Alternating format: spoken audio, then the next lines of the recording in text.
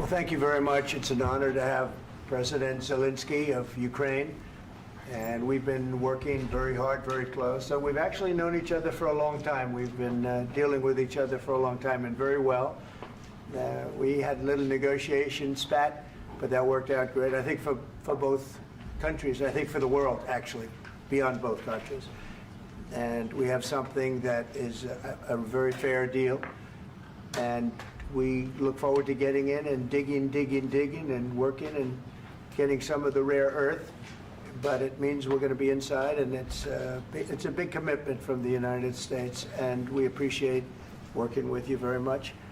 And we will continue to do that. We have had some very good discussions with Russia. I spoke with President Putin, and we're going to try and bring this to a close. It's something that you want and that he wants. We have to negotiate a deal. But we've started the confines of a deal, and I think something can happen. The big thing is the number of soldiers, mostly at this point, but soldiers being killed. You're losing thousands of soldiers. So on both sides, we're losing a lot of soldiers, and we want to see it stop. And we want to see the money get put to different kinds of use, like rebuilding. And we're going to be working very hard. But we've had a lot of very good conversations. I will say until we came along, the Biden administration didn't speak to Russia whatsoever. They didn't speak to anybody. They just allowed this to continue. And I will say that, I'll say in front of you, you've heard me say it 1,000 times, if I were president, this war would have never happened. We would have had a deal negotiated for you without having to go through what you've gone through. But your soldiers have been unbelievably brave. We've given them great equipment, but somebody has to use the equipment. They've been unbelievably brave, and we give them great credit. This was supposed to be over very quickly, and here we are 3 years later. So I give tremendous credit to your generals and your soldiers and yourself in the sense that it's been very hard fighting, very tough fighting. They're great fighters. And you have to be very proud of them from that standpoint. But now we want to get it over with.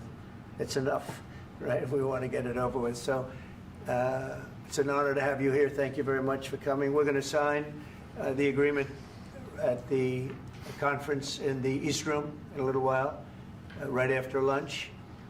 And we'll be having lunch together. We're also discussing some other things. And we appreciate everybody being here. It's somewhat of an exciting moment, but the really exciting moment is when they stop the shooting and we end up with a deal. And I think we're fairly close to getting that, and an honor to have you. And please, I'd like to say something. Yeah, thank you so much, Mr. President. Thank you for the invitation. And really, I hope that this first document, will be first step to real security guarantees for Ukraine, our people, our children. I really count on it. And of course, we count that America will not stop support. Really, for us, it's very important to support and to continue it. I want to discuss it with details further during our conversation, and of course, the infrastructure or security guarantees. Because for today, I understand what Europe is ready to do. And of course, I want to discuss with you what the United States will be ready to do. And I really count on your strong position to stop Putin. And you said that enough with the war. I think that is very important, Ben, to say these words to Putin at the very beginning of war, because he is a killer and terrorist. But I hope that together we can stop him. But for us, it's very important to, to save our country, our values, our freedom and democracy, and of course, no compromises with the killer about our territories, but it will be later. And of course, what I wanted, we spoke about it by phone with you, about the drones production. We have very good drones production. I think the best one in the world for today because of the war. Yes, and of course, we need very much the air defense. You have the best air defense in the world, and really you helped us under attacks of Russians. And I want to speak how we can exchange the licenses. We're open to share the licenses of all our drones with you, of course, with the United States. And we need licenses for quick production of air defense. Even after the war, we need our nation to be calm, that we are secure. So that's why we need this air shield. And of course, about this I want to speak about the contingents. I think that France and UK already spoke to you, and we know that Europe is ready, but without the United States, they will not be ready to be as strong as we need. And the last point, last not least, about exchange, about our people and children. And you know that these crazy Russians, that they stolen 20,000 of children, Ukrainian children. They changed their names, they changed their families, relatives, and now they're in Russia. We want to bring them back, and really, it's a big dream, task, and goal for me, and our warriors. By the way, Mr. President, we released more than 4,000 warriors from Russian prison, but there are thousands more in the prison. I wanted to share with you some images. How it's, just can I now? Yeah, please. One minute. Just you to understand in what circumstances, in what situation they are, and what the attitude of Russia to our prisoners. That guys, just you before and after. And you see before and after, just you to understand. Now thousands of such guys, ladies and men, there, and that, so they don't eat, they beat them, and they, they do a lot of bad things. So out of, even during the war, there are rules. Everybody knows there are rules during the war. So these guys, they don't have any rules. You see that 50, 60 kilograms left, and a lot of such things. And I didn't want to show you what the changes with images of children, because I will just share with you. And I mean, it's looking tragic. Yep, that's tough stuff. Yeah, I wanted very much to give you, and you see it. Yeah.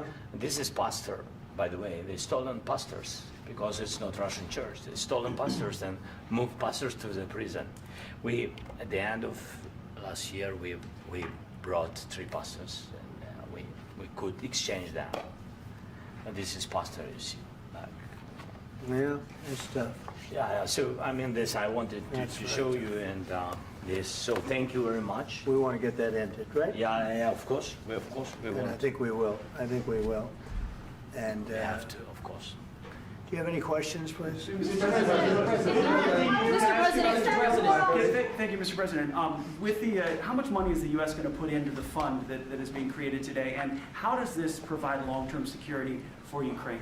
Well, we don't know exactly how much, because we're going to be putting some money in a fund that we're going to get from the raw earth that we're going to be taking and sharing in terms of revenue. So it's going to be a lot of money will be made from the sale and from the use of raw earth. And as you know, our country doesn't have much raw earth. We have a lot of oil and gas, but we don't have a lot of the raw earth. And what we do have is protected by the environmentalists, but that can be unprotected, but still it's not very much. They have among the best in the world in terms of raw earth. So we're going to be using that, using it for all of the things we do, including AI and including weapons and the military, and it's really going to very much satisfy our needs. So it's something that just worked out really well. We have a lot of oil, and we have a lot of gas, we have a lot, but we don't have raw earth. So this has just about every component of the raw earth that we need for computers, for all of the things we do. This puts us in great shape. And on long-term security for Ukraine, how does this provide it? I think they're going to have great luck. I think once we make the agreement, that's going to be 95% of it. They're not going to go back to fighting. I've spoken with President Putin, and I feel very strong. I've known him for a long time, and I feel very strongly that they're very serious about it, and we'll make a deal. And when the deal is made, I don't think, we talk about security. Everyone's talking about the other day, all they talked about was security. I said, let me make the deal first. I have to make the deal first. I don't worry about security right now. We have to have a deal, because right now, last week, 2,000 soldiers died on both sides. 2,000. And they're losing 1,000, 2,000, 3,000 a week. So as we sit here and we talk, people are getting shot and dying on the battlefield. And, you know, they're not American soldiers, but they're Russian soldiers and they're Ukrainian soldiers, and we want to be able to stop it. And we want to be able also to spend money on other things. We don't want to, this is a tremendous amount of money. And what the Biden administration did was terrible. They were giving money, but he had no security on the money. Europe, as you know, gave much less money, but they had security. It was in the form of a loan. They get their money back, and we didn't. And now, at least we're protected because the American taxpayer has to be protected too. But this is an incredible agreement for Ukraine because we have a big investment in their country now, and what they have, very few people have. And we're able to really go forward with very, very high-tech things and many other things, including weaponry that we're going to use in many locations, but that we need for our country. Mr. President, This allows us to do this. will you continue I'm sorry. sending military aid? Yes, go ahead, please. If I can just, yes. In the document, there is one of the very important points. If we speak about business and investment, we never had LNG terminals in Ukraine. This document will open. I mean, the next documents, but anyway, here we see in the framework, we see a really goodwill for this. LNG terminals for us is very important, and I think for security of European continent. We have the biggest storage, gas storage. We have the biggest in Europe. Yes, and we can use it. Use it for LNG. Use it for LNG, and we will do it. And really, we can help Europe because Europe really helped. President Trump said that they made less support, but they are our friends and they are our very supportive partners. They really gave a lot, Mr. President.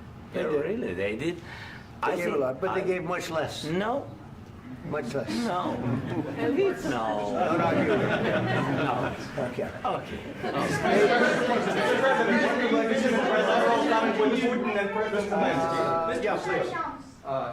Mr. President Trump, you have repeatedly called the deal with Ukraine as a historical one. And as a President of the United States, you make historical decisions in other issues which affect America and other world. So what place in the world history do you want to take? And do you associate yourself with any famous historical figures? Yeah, I'd say George Washington, Abraham Lincoln. I would say I'm far superior to George Washington and Abraham Lincoln. Now, you know I'm only kidding, right? Because when I say that, the fake news is going to go wild. They're going to say he considers himself to be better than Washington. But you never know. You never know. I don't compare myself to anybody. I'm here to do a job.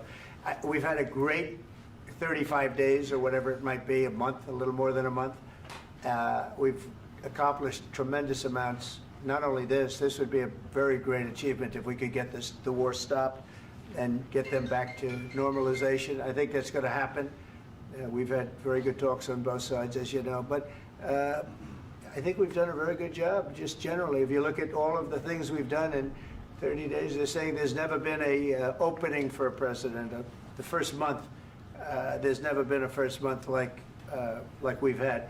And this is one of the very important things. This, to me, is one of the most important things because we have tremendous death taking place as we speak, and I don't want to have that. You know, think of the parents, whether they're in Russia or Ukraine, think of the parents of all these people being killed needlessly. They came to our territory. Should have never started. This would have, if I were president, this would have never started. Mr. President, where has out your conviction? Mr. President, will you continue sending military aid to Ukraine after the U.S. signs this agreement with Ukraine? Yeah, we're And the going to be question continuing. to President Zelensky, do you feel like the U.S. is on your side, that President Trump is on your side at this moment? Right.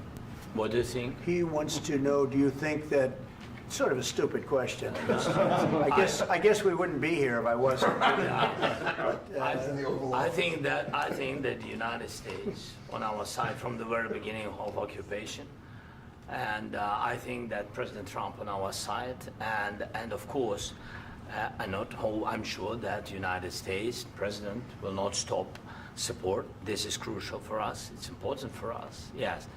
And Putin, the president speaks about the people and the soldiers which are dying, but they came to our territory, they came to our land. They began this war, and they have to stop. And I think this is the question, with really the most important question. Can President Trump, I hope yes, with some other allies, to stop Putin, withdraw these enemies, our enemy, withdraw these troops from our land? And I think that you asked about the history, I think that if President, or when, he will stop Putin, if President Trump will bring peace to our country, I think he will be on this wall, I think. We've had very, very good talks. What about military aid to Ukraine? President Zelensky just said that there would be no compromises with Vladimir Putin. I just wanted to ask both of you, firstly, are there compromises that you think that President Zelensky is going to have to make? And President Zelensky, is there anything that you think you may be able to offer or bring to the table, for example, elections? Thank you. I think you're going to have to always make compromises. You can't do any deals without compromises. So certainly he's going to have to make some compromises, but hopefully they won't be as big as some people think you're going to have to make. That's all. That's all we can do. I'm here as an arbitrator, as a mediator to a certain extent between two parties that have been very hostile. To put it mildly, they've been very hostile. This has been a vicious war. This has been a vicious war. You know, it's a very level battlefield, and those bullets go out, and as I've said many times, we were talking about it with Pete, many times the only thing stopping those bullets is a human body. And in the case we're talking about, generally young human bodies are stopping a lot of bullets. It's dead level. That's why it's great farmland. It's great land. It's great farmland, but there's very little protection against the bullets that are being, and other things that are being shot. So all I can do is see if I can get everybody at the table and get an agreement. And I think we're going to end up with an agreement. Otherwise, I wouldn't probably be even here today. Mr. President, I've got two questions for you. You think ultimately your legacy will be the peacemaker and not the president that led this country into another war and ended foreign wars? And then I've got a question. I hope it will. I mean, I hope I'm going to be remembered as a peacemaker. This would be a great thing if we could do this. I'm doing this to save lives more than anything else. Second is to save a lot of money, but I consider that to be far less important. So I hope I'm going to, thank you, Brian, for that question. It was a nice question. I hope I'll be known and recognized as a peacemaker. This would be a great thing to solve. This is a very dangerous situation. You know, this could lead to a third world war. This was headed in the wrong direction. If this election were lost, if we didn't win this election, and we won it by a lot, that was a mandate. We won every swing state. We won the popular vote by millions and millions of votes. We won everything. The districts, you look at the areas of red, take a look at a map. This was a big mandate, and this was one of the things. I said, we're going to get this thing settled. If we didn't win, I think this could have very well ended up in a third world war, and that would not have been a good situation. What was your second question? And my second question for President Zelensky, why don't you wear a suit? You're at the highest, why don't you wear a suit? You're at the highest level in this country's office, and you refuse to wear a suit. Just want to see if do you own a suit? Yeah, problems. A lot of Americans have problems with you not Really? respecting the dignity of this office. I will wear a costume after this war will finish. Okay. Yes, maybe one. Maybe something like this? Something like Yes, yours. sir. Yes. That'd be great. Maybe something better. I don't know. We will see. Maybe something cheaper than. Yeah.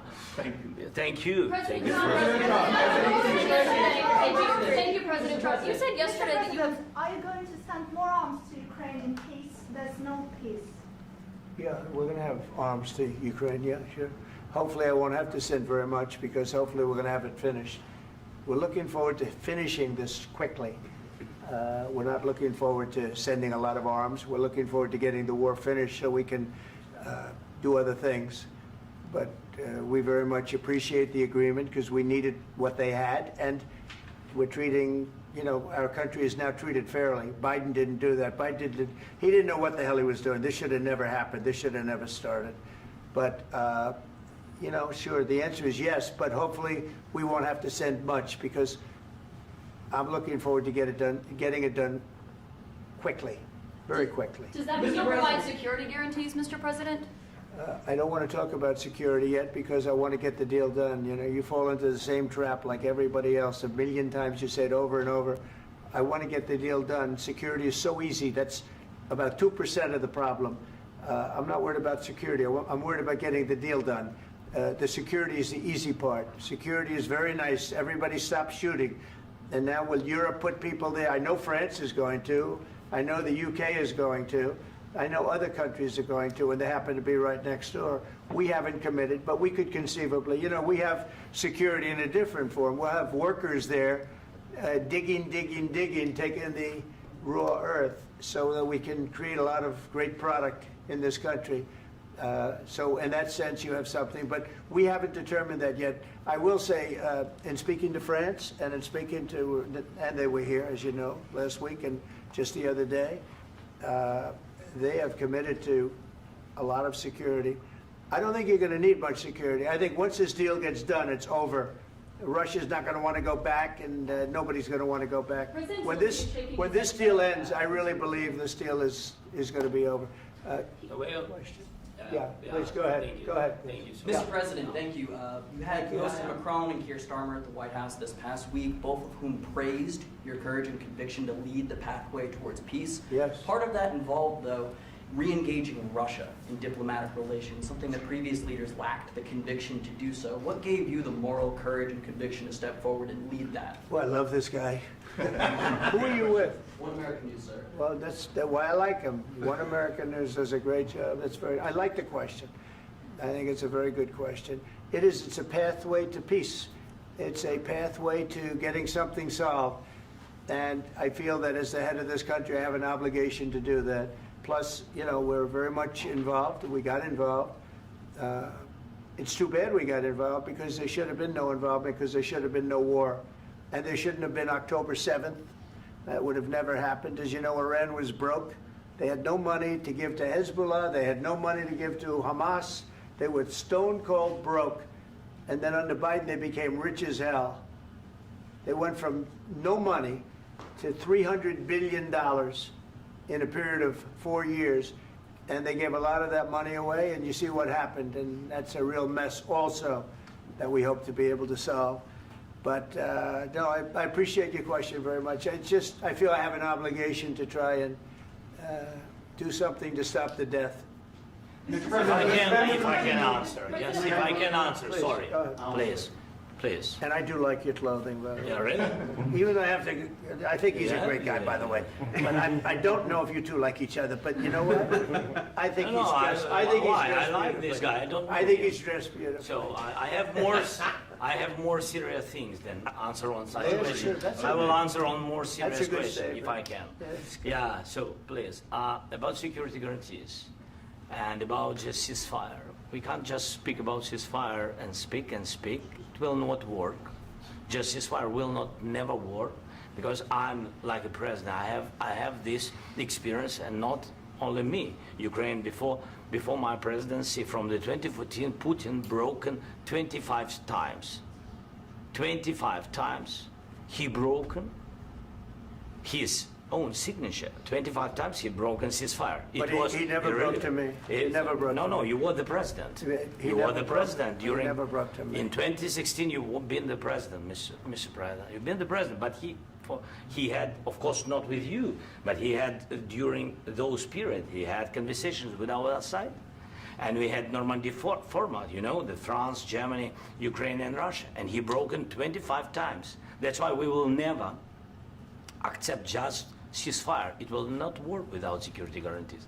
Security guarantees, maybe President is right about this document and other, but this document is not enough. Strong army is enough because his soldiers afraid, Putin's soldiers afraid of our soldiers when we're strong enough. If we are not strong enough, if we are empty, if our storage is empty, we can't defend our land. Today, you know, he knows that we have all the world knows that we have meeting. Yes, why he's using ballistic? Putin today using ballistic on our hospitals, schools, and etc. Ballistic. So he knows that we are here and that President Trump is really have goodwill to stop this war. And you hear now the president. So why he's using? So he doesn't want to stop. He doesn't want. But I hope that we will do it. Really, we'll do it. Security. When we speak about security guarantees, when the Europeans are ready for contingents, they need USA backstop. If there will not be United States, we will not never have any contingents, strong contingents from the Europeans, because they don't want to divide alliance, connection between the United States and the main and strongest ally and Europeans. And this is crucial, this is important. That's what we want to speak about very much. This is very important. And air defense. So air defense, really, we have big deficit with all these systems, and we need to provide this. We need it very much. Otherwise, Putin will never stop, and will go further and further. He doesn't want. He hates us. You know, it's not about me. He hates Ukrainians. He thinks that we are not a nation. He thinks, and he shared these thoughts. I think maybe with your team also. I don't know, but with all the Europeans, in media, officially and not, he always said that there is no such country, such nation, such language, and such life like Ukrainian. No, he really doesn't respect all the Ukrainians, and he wants to destroy us. And you are right, Mr. President, that's 2%. This document, maybe other documents, it's a very good start, very good, but it will not enough to stop this person. Should Russia pay to rebuild Ukraine? Mr. President, under these Should Russia pay to rebuild Ukraine? They have to Zelensky pay. this question. You This didn't is the like rule. because This is the rule of because the war. I'm This is sorry. the rule of the war. During all the centuries, all the history, this is the rule of the war. Who began, those pay. Do you agree, This is the President rule. Trump? Putin began this war. He has to pay all money for innovation. He has to pay. Of course, some Russian assets, what we have in Europe, about 300 billion, we can use them. We can use for innovation and buy military support from the United States also. We can do it, but it's not enough. It's not enough. President, under these circumstances, do you envision a trilateral summit with Putin and President Zelensky? Wait 1 second. I asked this question that you didn't like because I wanted to know if you want to position yourself in the middle between Russia and Yes. Ukraine or on the Ukraine side. No, I'm in the middle. I want to solve this thing. I'm for both. I want to get it solved. And it's wonderful to speak badly about somebody else, but I want to get it solved. If we can solve it, great. If we can't solve it, they're going to have to fight it out, and who knows what's going to happen. But I want to see it get solved. May I follow up? One more question about U.S. troops in Europe. After Russian invasion of Ukraine, your predecessor sent additional troops to Eastern Europe, including Poland, my country. Yeah. Are you committed to keeping these troops on the eastern flank of NATO in the future? I'm very committed to Poland. I think Poland has really stepped up and done a great job for NATO. They, as you know, they paid more than they had to. They are one of the finest groups of people I've ever known.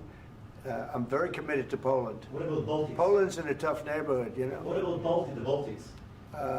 The Baltics, they got a lot of, it's a tough neighborhood too, but we're committed. We're going to be very committed, and we're committed to NATO.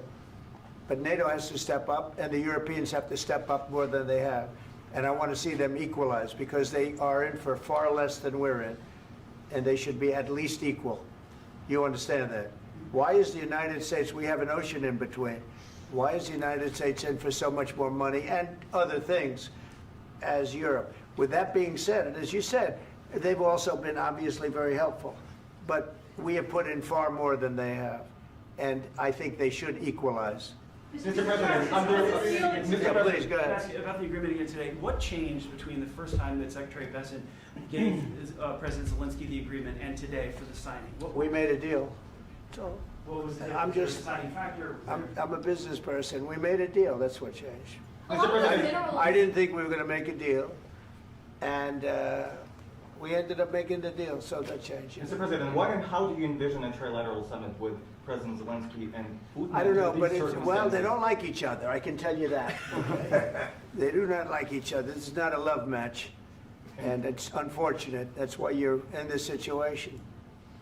The United States should not have allowed this to happen, okay? The United States, run by a man that didn't know much, I'm going to be very nice, run by an incompetent person, very incompetent person, should never have allowed this to happen. I've stopped wars. I've stopped many wars. My people will tell you, I stopped wars that nobody ever heard about. I stopped wars before they ever started. You can look at some of, I could give you a lot of nations that would tell you right now they were probably going to war. I could tell you right now there's a nation thinking about going to war on something that nobody in this room has ever even heard about. Two smaller nations, but big, still big. And I think I've stopped it. But this should have never happened. Mr. President. About sorry, just a second. About any negotiations. First of all, I want really to tell you, and I think that everybody understands that Ukraine, more than Ukrainians, nobody wants to stop this war. But at the future, any negotiations, it's understandable that two sides of the war, not Russia and the United States, because this is not the war between Russia and the United States. This is war of Russia against Ukraine and Ukrainian people. So these two sides will be at the anyway will be at the negotiation table. Then of course United States, like the strongest partner of the Ukraine, and of course Europe. I think Europe is very important. I want to speak about it with the president. Yes, Europe is very important for us because we really defend Europe for today. All Europeans really recognize that we are defending the line, and they have real life, and our people are dying. That's why they helped us. And also, it's about the NATO. Yes, between, like the president said, you have big, nice ocean. Yes, between us. But if we will not stay, Russia will go further to Baltics and to Poland, by the way. But first to the Baltics. It's understandable for them because they've been in the USSR. You know, they've been one of the republics of the USSR, and Putin wants to bring them back to his empire. It's a fact. And when he will go there, if we will not stay, you will fight. Your American soldiers, it doesn't matter, do you have ocean or not, your soldiers will fight. Mr. President, would you be willing to visit Ukraine, maybe Kyiv or Odessa, which is known to be a dirty area of the Black Sea? It was my question. I'm sorry. I don't want to talk about Odessa now. Let's not talk about Odessa. I want to talk about making a deal, getting peace. We don't have to talk about Odessa, but a lot of cities have been destroyed. A lot of cities that are not recognizable. There's not a building standing. No, and a lot of things Mr. President, you have to come and to look. No. We have very good cities. Yes, a lot of things have been destroyed, but mostly cities alive, and people work, and children go to school. Sometimes it's very difficult. Sometimes closer to front line, children have to go to underground schools or online, but we live. Ukraine is fighting, and Ukraine lives. This is very important. And maybe it's Putin is sharing this information that he destroyed us. No, he lost 700,000 people, 700,000 soldiers. He lost everything. Yes. So. Mr. President, one more. I mentioned Poland. Please, go ahead. When did you last speak with President Putin, and what did he say that? A couple of days ago. And what did he tell you that gave you the assurance that he wanted peace? Well, that's what I do. My whole life is deals. I know pretty good. And I've known him for a long time. I've dealt with him for a long time. He had to suffer through the Russia hoax. You know, Russia was a hoax.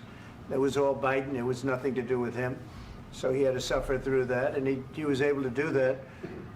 I think that he wants to make a deal, and he'd like to see it end. That's all I do. That's what I do. My whole life, that's what I do, is make deals. And I'm in the middle of a mess, because this is a real mess. It's a very dangerous one. If this doesn't get solved now, it's not going to get solved for a long time. So I hope we're going to get it solved. In the back, please.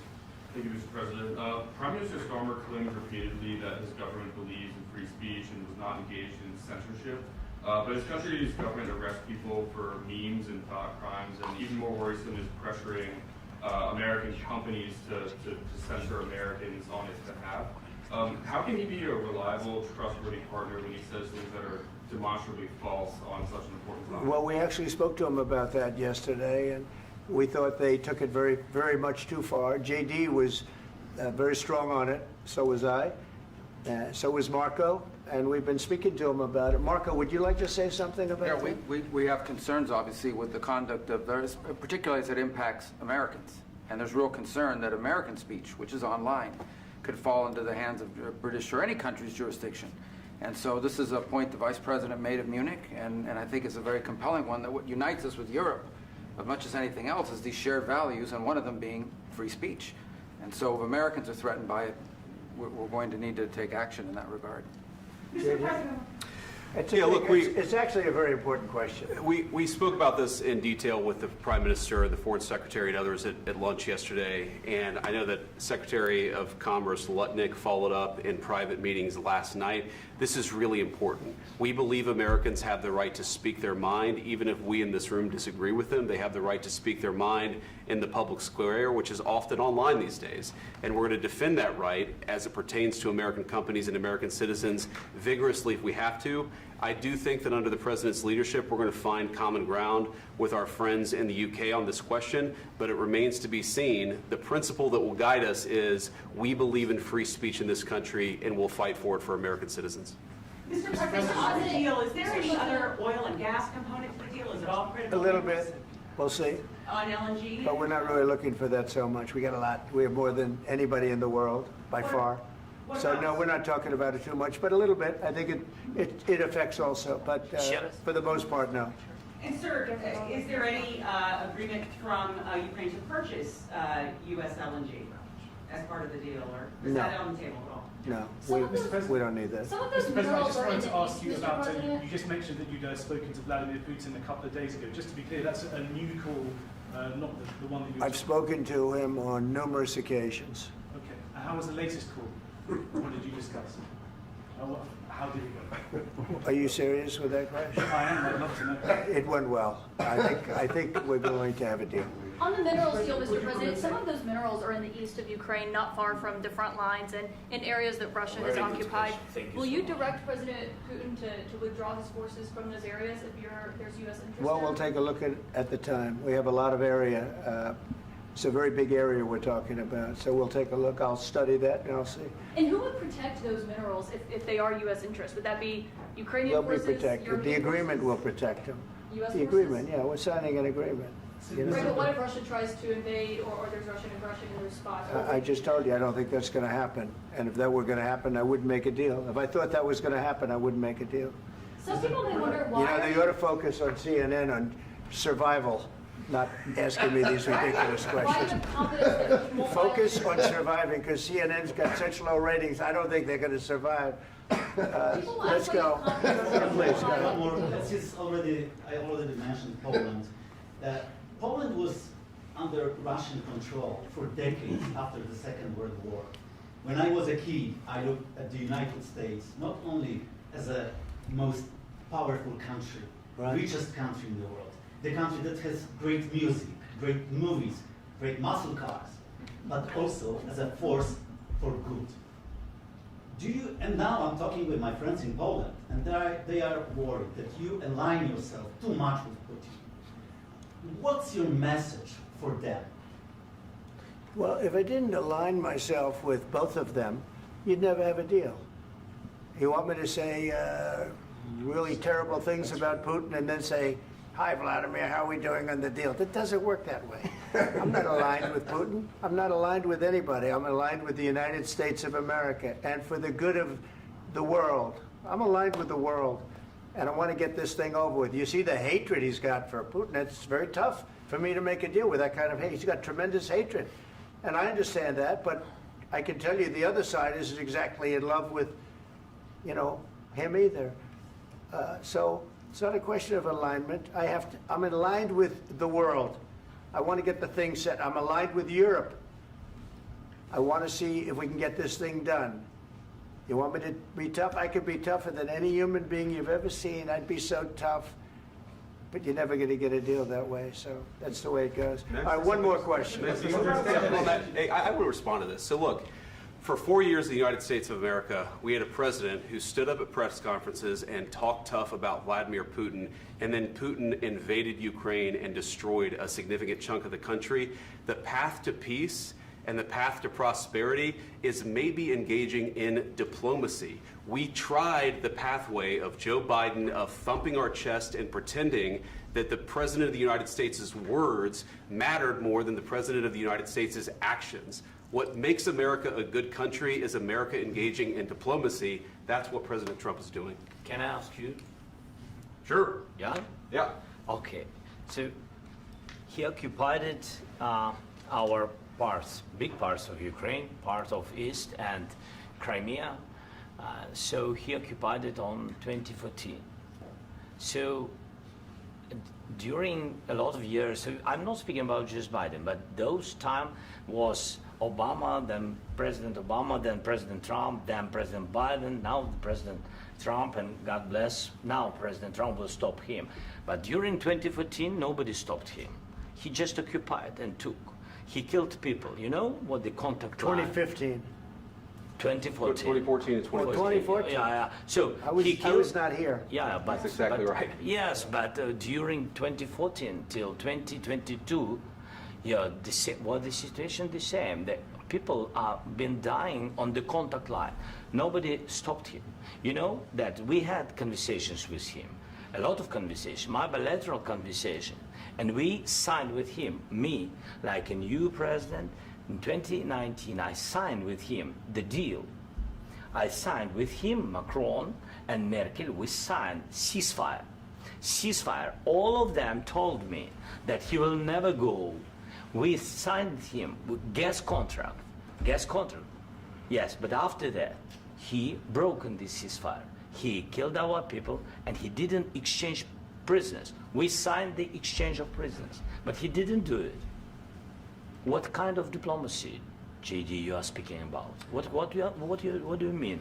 I'm talking about the kind of diplomacy that's going to end the destruction of your country. Yes, but if you Mr. President, with respect, I think it's disrespectful for you to come into the Oval Office and try to litigate this in front of the American media. Right now, you guys are going around and forcing conscripts to the front lines because you have manpower problems. You should be thanking the President for trying to bring an end to this conflict. Have you ever been to Ukraine that you say what problems we have? I have been to. Count once. I've actually watched and seen the stories, and I know what happens is you bring them on a propaganda tour, Mr. President. Do you disagree that you've had problems bringing people into your military? We have problems. And do you think that it's respectful to come to the Oval Office of the United States of America and attack the administration that is trying to prevent the destruction of your country? A lot of questions. Let's start from the beginning. Sure. First of all, during the war, everybody has problems. Even you, but you have nice ocean and don't feel now, but you will feel it in the future. God bless. You don't know that. God bless. You don't God know bless. that. You will not have a war. Don't tell us what we're going to feel. We're trying to solve a problem. Don't tell us what we're going to feel. I'm not telling you. Because I'm you're in no answering on position this to question. dictate that. That's Remember exactly what this. you're doing. You're in no position to dictate what we're going to feel. You We're will- going to feel very you will good. feel influence. We're going to feel very I'm good and telling very you, strong. You will feel influence. You're right now not in a very good position. You've allowed From the yourself very- to be in a from very the very bad position, beginning and he of the happens war. to be right about From the it. very beginning of the war. You're not Mr. in a good Brown, position. I You don't was have in the it. cards right now. With us, you start having not playing cards. cards. Right now, you I'm don't. very You're playing serious, cards. Mr. President. You're I'm playing very cards. serious. You're I'm gambling the with the president lives in of war. millions of people. You think- You're gambling with World War III. what you're You're speaking gambling about? with What are you World speaking War about? III. And You- what you're doing is very disrespectful to the country, this country. I'm That's with back all to you. respect to your Far country. more than a lot of people said very they respect. should have. Have you said thank you once? This A lot entire of meeting? times. No, in this Even entire meeting, today. have you said thank Even you? today. You went to Pennsylvania and campaigned for the opposition in October. Offer some words of appreciation for the United States what of you're America speaking about. and the president who's trying to save your country. Please, you think that if you will speak very loudly about the war, you He's can... not speaking loudly. He's not Yeah. speaking loudly. Your country's Can I- in big can I- trouble. Can I Wait a answer? minute. No. Can You've I done a lot answer? of talking. Your country is in big trouble. I know. You're not I winning. know. You're not winning this. You have a damn good chance of coming out okay because of us. Mr. President, we are staying in our country, staying strong from the very beginning of the war. We've been alone, and we are thankful. I said thanks You haven't in been this alone. cabinet, You and haven't not been only alone. in this cabinet. We gave you, through I this said thank stupid you. president, $350 billion. You voted we gave for you your military president. equipment, You and you voted men for are your brave, president. but they had to use our military. What about West? If you didn't have You our invited military me- equipment, You invited if me you to didn't speak. have our military equipment, this war would have been over in 2 weeks. In 3 okay? days, I heard it from Putin. In 3 days, this is something Maybe new. less. In 2 weeks, of course, yes. It's going to be a very hard thing to do business like this. I Again, tell you. just say thank you. I said a lot of accept times that thank there, you accept to that- American people. Accept that there are disagreements, and let's go litigate those disagreements rather than trying to fight it out in the American media when you're wrong. We know that you're wrong. But you see, I think it's good for the American people to see what's going on. I understand, sir. I think it's I very understand. important. That's why I kept this going so long. You have to be thankful. You don't have the I'm cards. thankful. You're buried there. Your people are dying. tell you You're again, running I low know. on soldiers. Don't- Listen, don't please, you're running Mr. low on President. soldiers. It would be a damn good thing. Mr. And then President. then you tell us, I don't want a ceasefire. I don't want a ceasefire. I want to go and I want this. Look, if you could get a ceasefire right now, I tell you, you take it so the bullets stop flying and your men stop getting killed. Of course, we want to stop the war. But you're I saying said- you don't want a But ceasefire. I said to you, I want a with ceasefire. guarantees. Because you'll get a ceasefire faster than an agreement. Ask our people about ceasefire, what they think. That wasn't doesn't with matter me. for you what- That what wasn't is- with me. It That was wasn't with with you. a guy named Biden, who was not a smart person. This That is was your, with, this that was is with your Obama. president. It was your president. Excuse me. That was with Obama, who gave you sheets, and I gave you javelins. Yes. I gave you the javelins to take out all those tanks. Obama gave you sheets. In fact, the statement is Obama gave sheets and Trump gave javelins. You got to be more thankful, because let me tell you, you don't have the cards. With us, you have the cards. But without us, you don't have any cards. One more question to Mr. Vice President. I'm sorry. It's going to be a tough deal to make, Um, because the attitudes have to change. What if Russia breaks ceasefire? What if Russia breaks peace talks? What do you do then? I understand that it's a heated conversation right now. What are you but saying?